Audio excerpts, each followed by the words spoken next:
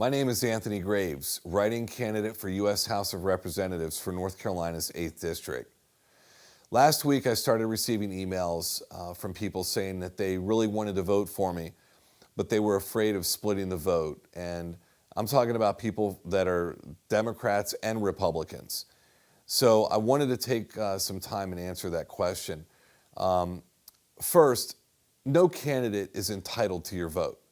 Every candidate must earn every vote, and if they come up short, they don't deserve to win. This is especially true when the candidates running scared are the candidates from the two major parties, the candidates spending hundreds of thousands of dollars, and that would be my opponents, being challenged by a stronger candidate who is spending less than $5,000 on their entire campaign, and that would be me.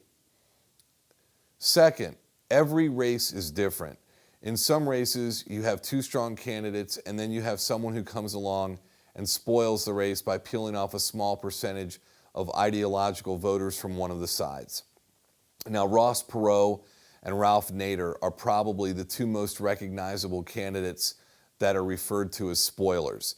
Now, this is a good place to point out that had George Bush and Al Gore been stronger candidates, Ross Perot and Ralph Nader wouldn't have had a major impact on either of those races. And that's the problem with being a weak candidate. Someone can come along and peel away the votes of those who won't compromise their beliefs. But we'll get back to that.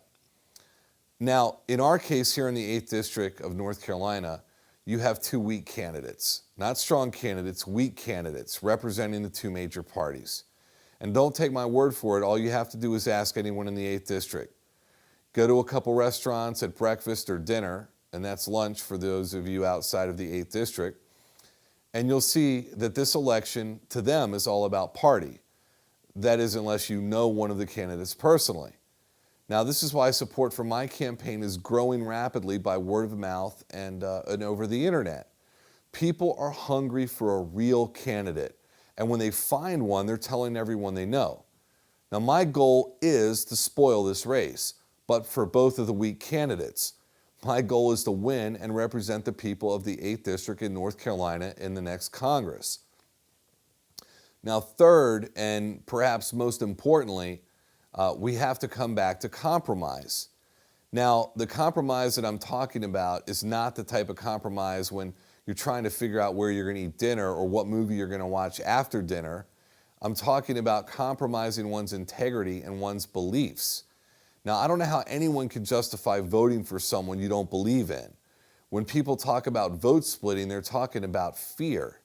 Fear of voting their conscience, fear that they are the only ones that feel as strongly about something and are just too ashamed to admit that they're afraid to listen to their conscience and vote for who they really believe in. They would rather play things safe. Well, a long time ago, I got tired of ignoring my conscience and holding my nose when I went to vote.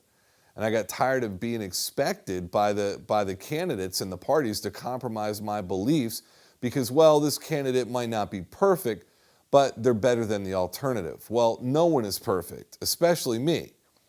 But people don't want perfect. They want someone who's committed to doing what they know is right, regardless of the consequences. They want intellectual honesty, and they want people who have the courage to back it up. People want people who will tell them the truth, even if they don't want to hear it. The bottom line is you cannot win if you vote against your principles. Because when you do, when you win, you're really losing. And this is all about integrity, all about standing up for what you believe in. And those of you who are most involved in helping change things right now and shaping this election, Tea Party members and community activists, chambers of commerce and civic organizations, you are the last people who should compromise. You have the most to lose by selling out your beliefs. I mean, really, I can't even believe that I actually hear this argument from people in these groups, but you do. Now, on November the 2nd, I hope that you will vote your conscience. If everyone does, we will win by a landslide. But you only have a short period of time to help spread the word. So when this video ends, please take the time to call or email a few of your closest friends or family members and let them know they have someone that they can actually vote for in this election instead of someone who they can vote against. Thank you.